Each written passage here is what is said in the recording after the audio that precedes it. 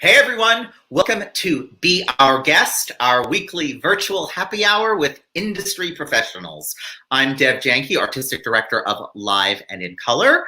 We are an artist-serving organization dedicated to developing new stage works that promote and celebrate diversity. Before we start, Live and in Color is launching a crowdfunding campaign to put artists back to work. We currently have several new works in development, and now with your help, we can hire artists to bring this work to life. 100% of the donations will cover artists' salaries, food, housing, transportation, and more for Live and in Color's fall workshops. An anonymous donor had agreed to match all donations up to $15,000, which is so exciting. So this is a great time to give and double your impact. You can make a difference today in the arts and in the lives of the artists by donating today at liveandincolor.org. Now, I'm super excited to welcome our guest. Grab your cocktail and start leaving questions for them in the comments. Please welcome an award-winning director, actor, writer, teacher, and the artistic director of Village Theater. You've seen him on many Broadway stages, once on This Island, off-Broadway in Tick, Tick, Boom, and on TV's Blue Bloods. Please welcome the incomparable Jerry Dixon. Oh, wow. What a wine. Hello, my friend. Okay, two Cheers. things. I love me some Urban Pumice. That theme song is happening. I love it. and the other thing I want to say is, yes, give to the organization so that they can give to other people. That's amazing. So I thank you, sir. Absolutely. Well, I am so excited to have you on. I've wanted to have you on for so long, and we go way back, and there's lots to talk about. I will start at the beginning. You have had such a full career, but how did it all start? How did you get your start in the arts as a young person? I cannot believe you're going to ask me that question because I have the slightest clue on how to answer it. I guess. I mean, where did you grow up? Junior high, at Kalamazoo, Michigan. Yeah. I actually got my first part when I was in third grade, but my mother thought my grades weren't good enough, so I could not do that. So I had to wait for another 5 grades before I could actually do theater. And she was probably right about that. So, do you remember what that first theater thing you did was? It was some version of a musical, Huckleberry Finn, one of those things. And then the first thing that I actually got to do was a play. Oh my God, I can't remember the name of it, but I played a spirit in like some French mystery. And then I did my first musical was Billy Crocker in Anything Goes. Wow. Do you remember what your entry drug was for the business? Like, did you see a show or did you see a movie? I absolutely remember. Well, at least I will say this about musical theater. I was in my junior high school eating lunch, and the high school that I was going to go to had somebody come over, like several, like maybe 6 or 7 performers, and sing at our lunch period, which people are dreading, like, what are they doing? Get them out of here. This is not fame. I loved it. And this girl, Sarah Combs, came and she sang the song Shy from Once Upon a Mattress. And she started out that really soft thing. Someone's being bashful. And then she belts out Shy, the first chorus. And I was hooked. I went, oh my God, that is magical. I want to do that. And wasn't I the very next year playing opposite of Sarah Combs? I was Billy Crocker. She was Hope Harcourt, and Anything Goes. Wow. That was my hook. Yep. That's amazing. That's amazing. Yeah. And what, just in terms of your education before you became a professional, where did you study? What was your journey to New York? I'm just going to say it. I studied in the School of Life. And I don't want that to sound either arrogant or flippant because I couldn't afford school didn't mean I didn't know how to learn. And I saw all kinds of people going to university and coming back and bringing their know-how to the shows that I was in, and I was a sponge. I would go, oh, look at how they're doing that. I want to do it that way. So I piggybacked on other people's education. And learn very quickly. And frankly, and it's interesting because I'm actually going back to direct something in the theater town that raised me, Kalamazoo, Michigan. I really felt like that theater town supplied me with all of the tools I needed to at least start in the professional world of theater in New York. Speaking of, I know you mentioned you're going back to your town. Did you have any, I mean, obviously they were a big influence on you. Did you have any mentors in the industry growing up that sort of you looked up to? My first acting teacher. It was a really wonderful school system, the Kalamazoo public school system, and we had beautiful schools and a wonderful education. And one of the things that I was able to do in my high school was have acting class as one of my electives in high school, and it was just amazing to be able to do that. And my acting teacher, Eleanor Baum, she was of Russian descent, and the first class I ever took with her. It was a daily. We had acting class on a daily for the weekdays. And she came in and started speaking Russian. And at the end of the monologue that she was doing, like she had us in tears. And we were like, what is that? She goes, that's the Russian alphabet. And she goes, It's not what you say, it's how you say it. And again, I like that kind of magic, that kind of alchemy that actors have. They sort of seem like sorceresses or wizards to me.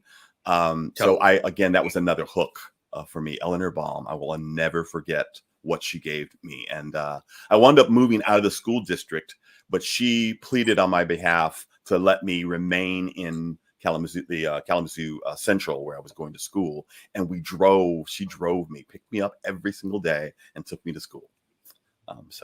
Dedicated. She was a dedicated teacher.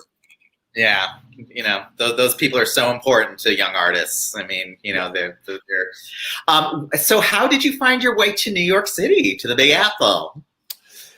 I was in a theme park called Opryland, USA. I'm sure. Oh yes, but we call it the show business version of Disney because it wasn't about rides. It wasn't really a theme park in that way. It was, I believe, something like 30 stages, and it was all kinds of American music, gospel, pop, musical theater, jazz, country, of course. And I was in a couple of seasons there, and I got to know a lot of wonderful performers and choreographers and directors while I was there. And all the talk every single day just circle back to like, when are you going to New York? When are you going to New York?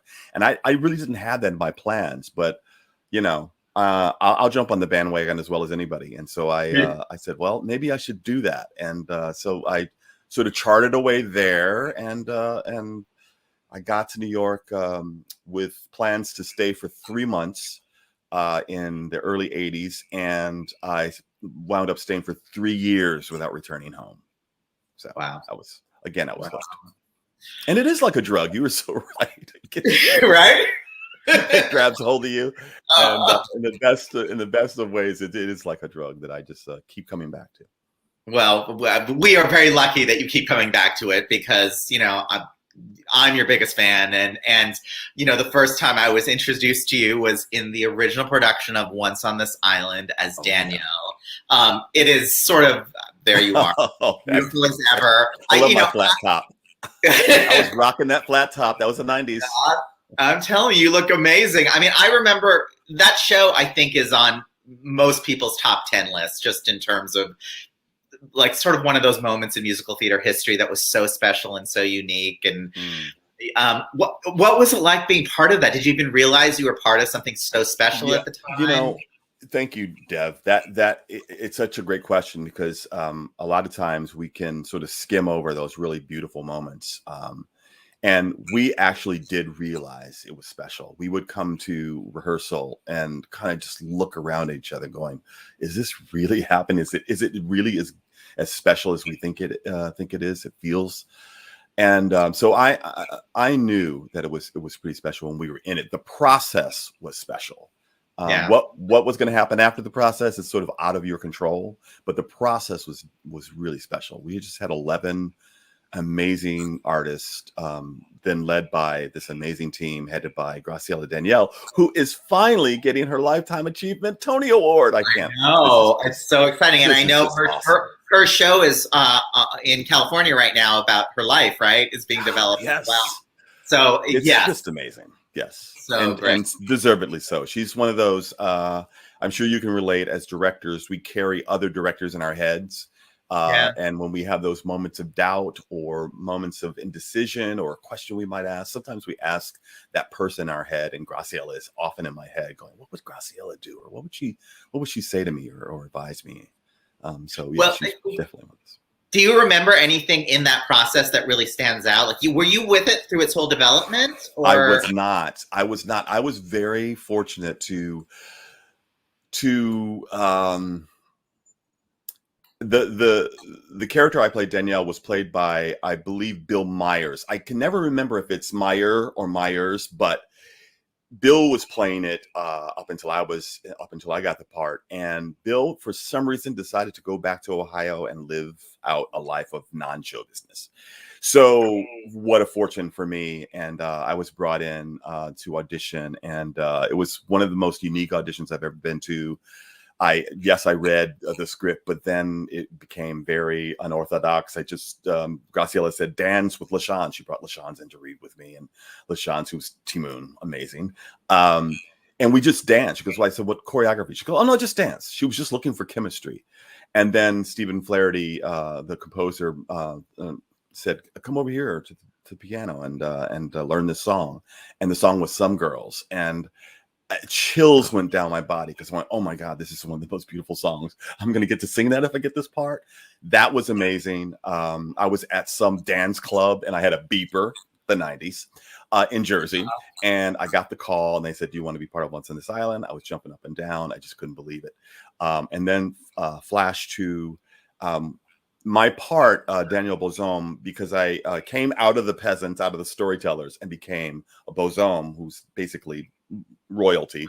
I was not in a lot of the peasant staging or the scenes that they staged.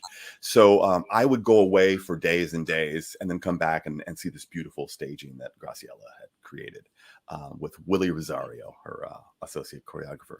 Yeah. And we got to the end and I was just sort of like, oh, you stand here for the ending of the show and just watch as the gods sort of pass Timoon around before she becomes a tree. And I recall we were at the Atlantic Theater Company's rehearsal space, and the male gods, these big strapping gods, sort of held Timoon gently. Her feet were on the ground, and then they pass her along to Urzuli, the goddess of love. And then some miracle happened. I do not know, because it wasn't in the script. It was Graciela's creation. Keisha Lewis Evans, who was Asaka, spread her knees, pulled up her skirts. Oh, what is going on? And then opened her arms. And these two big strapping men give this grown ass actor, LaShawn's, to Keisha to walk upstage on a rake to become a tree. And it was the most beautiful, chilling, gorgeous, passionate moment I've ever seen on stage, to have the Mother Earth take this other person and transform her.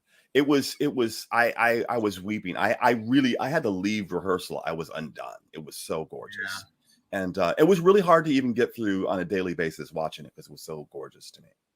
Well, and I think that's why there were so many of those moments in the show. I think that's why it lives in those of us who got to witness it, me multiple times. Andre and I used to joke that we didn't call it Once on This Island. We would call it 10 times on this island because we saw it like 10 times. But I do recall you singing Some Girls, and I whether you know her or not, you had everyone in love with you. Everyone had a crush on Jerry Dixon because of that role. So, well, I'm not going to lie. I might have had some various unmentionables mailed to me. I'm sure. That I immediately marched down to the stage manager to go, take care of this. I don't know what to do with this. Deservedly so, you know. Well, we could do an entire show just on Once on This Island, but you've had like really an incredible career. Your performing career, first of all, was astonishing with Five Guys Named Mo and Tick Tick Boom and If Then, just to mention a few. There You Are.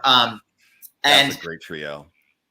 And yeah, There You Are. If Then, it's just amazing.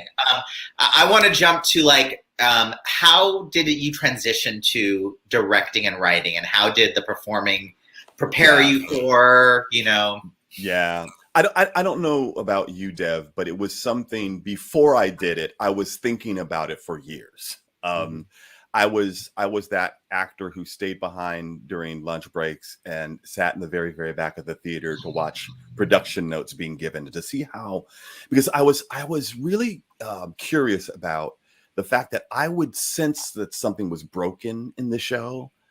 And then I would go to lunch and come back and it would be fixed. And I'm like, how did they do that? That's amazing.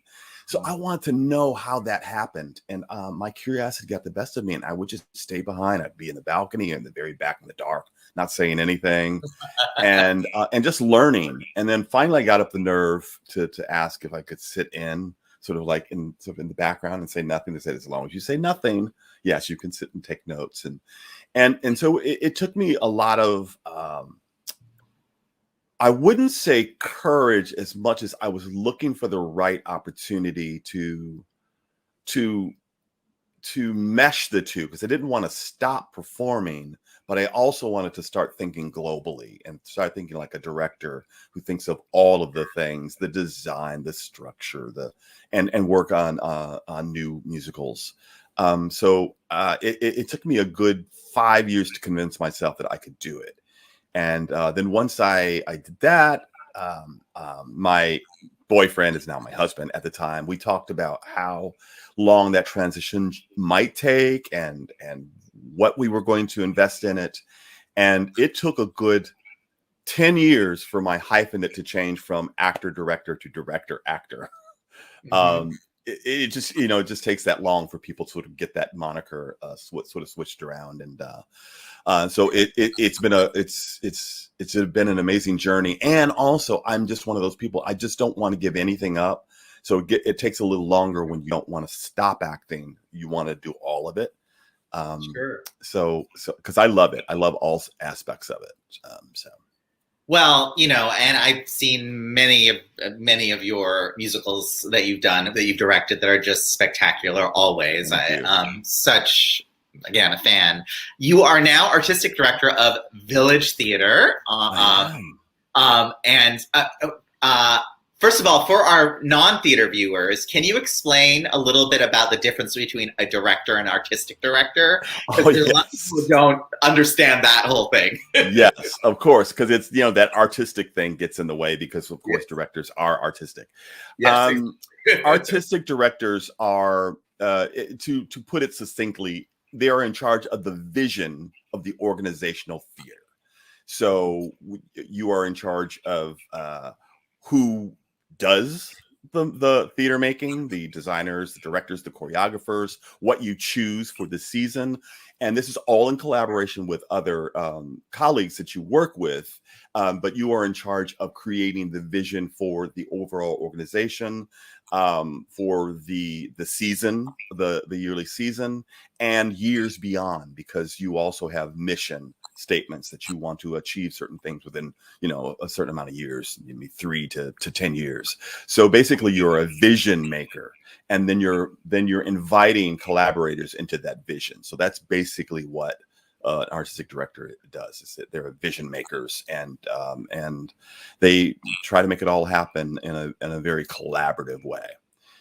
And I came to Village Theater having been a guest director there for many years, and over 7 productions, and then got the call to possibly artistic direct there, and I said yes. And I would say it's an amazing thing to lead the vision of the theater, but also be able to direct shows within the season. It's a different kind of feeling when all of a sudden you're not really going to the artistic director to say, can I do this? You're actually asking yourself, like, is this responsible for me to do this?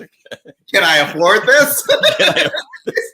So it's really the responsibility kicks up. And as you know, the responsibility part of it really kicks up, and you really think about, I bet I can do this another way, or I bet I can go, I bet I can choose something else that would be better for the theater at this time. You learn that you learn the high responsibility of putting self in the back and putting the organization at the front.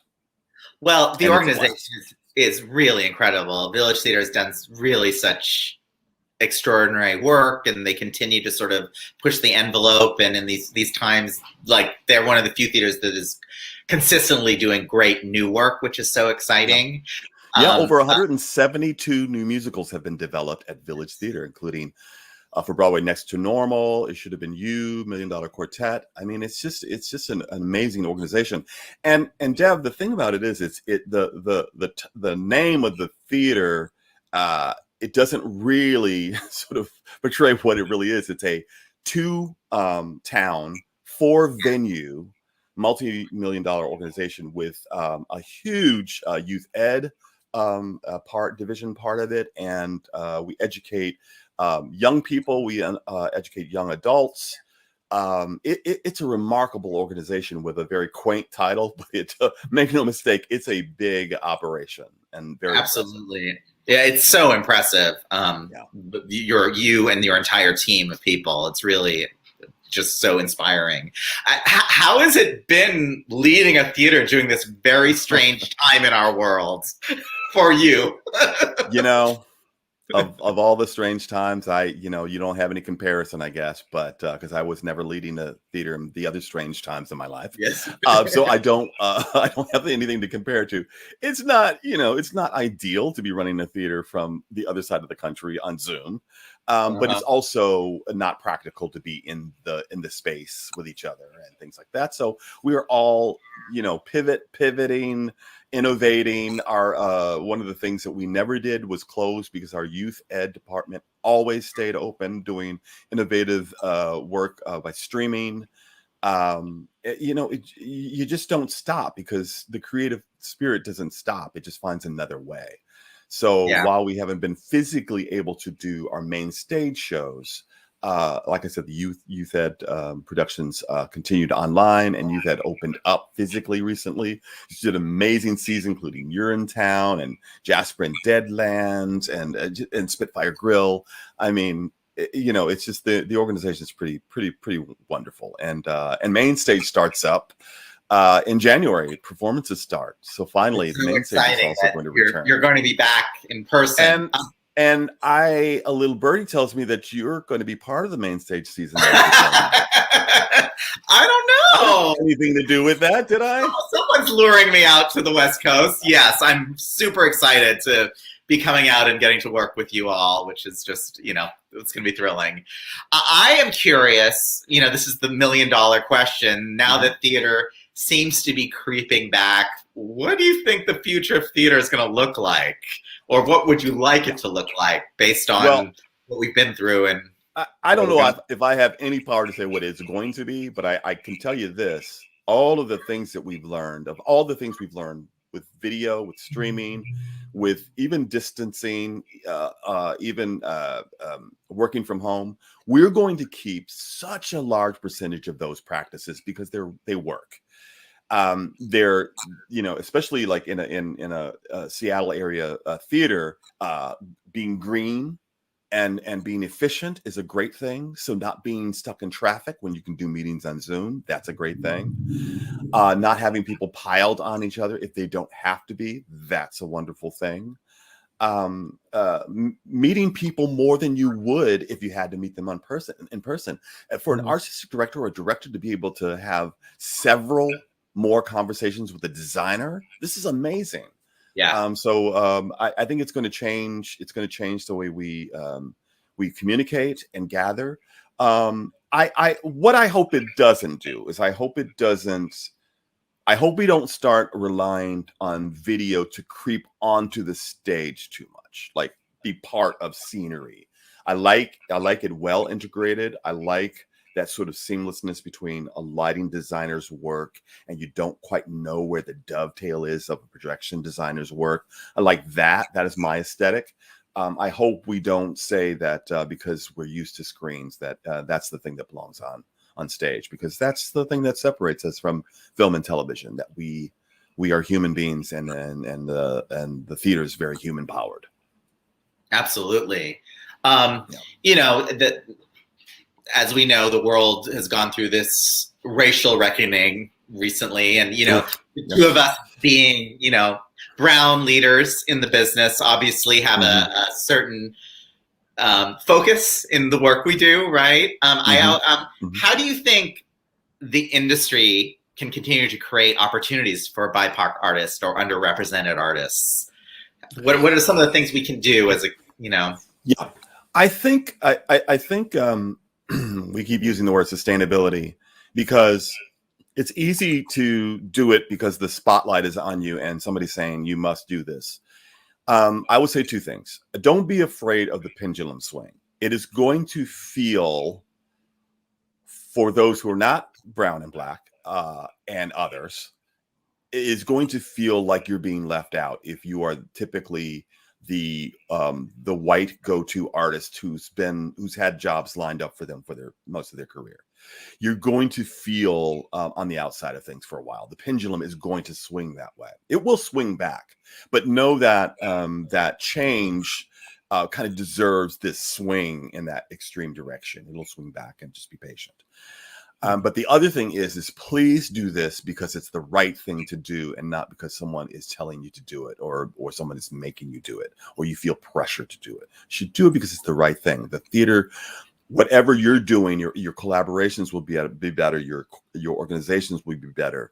Your communities will be better. You're doing it because we all belong together, and the art is stronger because we're doing it together. And viewpoints, any viewpoints that you can pull in, are going to be better.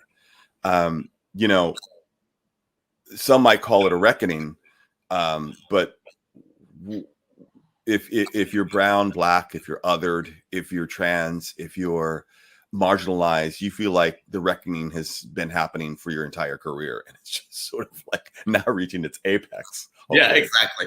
You know, but so I think it's exciting. It's an exciting time, but it's going to be scary, and it's going to be scary in different ways for different people. Oh, so beautifully put. You know, speaking of community and coming together, our mission at Live and in Color is to connect diverse communities to create new stage works. For you, what does having a diverse working environment mean? Well, you can see it visually, of course, but I'm also of the mind that diversity of thought is also a version of diversity of audience, diversity. Because here's the thing. I had a talk with some young actors a few months before COVID, and they were all Black actors. And they were saying to me that it is wonderful to be in powerful works like Ragtime and Scottsboro Boys, but it's also really difficult emotionally to be telling those really hard stories in front of a sea of white faces on a daily. It is hard to be bearing soul without seeing anybody who might look like your ally. Now, those white faces might indeed be your ally, but we live in a visual aesthetic, just the thing that the people are watching and the actor turning to see who they're telling the story to. So diversity in every facet of the theater is important. It has to happen when you walk through the administration offices, when you walk past the box office, when you go to the shops that are building the sets, when you see who's advertising the shows, when you see who gets the contract for opening night parties. It has to be so thoroughly entwined in every single thing we do that it doesn't just happen where you can see it on stage. It has to be threaded and threaded and threaded throughout the entire every part of the organization, and even commercial, because commercial theater is not necessarily an organization. It's an LLC. It's a limited thing, but producers need to do producers need to do this thing too, and they can, and they actually have more power to, because it's their thing. So there's the challenge, just every facet of it, and break those unions. I'm a union person too. But and when I mean break it, I mean break through to them, because I think I've talked to a lot of union leaders, and they want this to happen as well. And so work with them, not through them and beyond them. Work with them and say, this is what we want to get done. A commercial producer can say to a union leader, these are my goals. How do I get there? How do you help me do that? So that's going to be exciting too. It's going to be slower in the commercial theater, because there's a lot of old sort of nepotism and history of hiring your own, but we'll get there. Yeah, I believe it. I believe it. Jerry, I think we have some questions from viewers. Okay, sure. Soph Glassman says, who are some of your dream collaborators? Soph, dream collaborators. Wow. It's so funny, because I'm like one of those people who thinks the show I'm doing is my favorite show, and the people I'm working with, my dream collaborators. Oh, I before the pandemic, I worked with George Wolfe for 2 weeks. I would love to work with George C. Wolfe for longer than 2 weeks. I think his mind is amazing. I also worked in that same project with Savion Glover. These two artists are completely amazing to me. I would love to work with Ang Lee. I would love to see what Ang Lee would do with an opera. Like, I think I would run and not walk to collaborate with Ang Lee on like an opera or something out of his wheelhouse and out of my wheelhouse, so we could both be very frightened together. Wow. So those are two great ones. What about you? It's so funny. I never thought about it, but Ang Lee is one of my top 10. Quite frankly, Grazie alla Danielle is one of those that I feel like, I never really, I met her once, and I just have, I kind of worship the ground she walks on, in terms of her creativity. Absolutely one of my favorites. And if I were going to do another repeat, there's a wonderful director in Philadelphia, Blanka Ziska, from the Czech Republic. And the way you watch the mind working, I would love to get an opportunity. We worked together many, many years ago. And that's one of those things that I would really love to repeat. So if anybody ever gets a chance to go see any of Blanka Zitska's work, she's was one of the founders of the Wilma Theater in Philadelphia, and she's just extraordinary. All right, we have some more questions. S. Flynn 1929 says, once on this island changed my life. Are there any performances you've seen that changed your life? Yes, Nicholas Nickleby.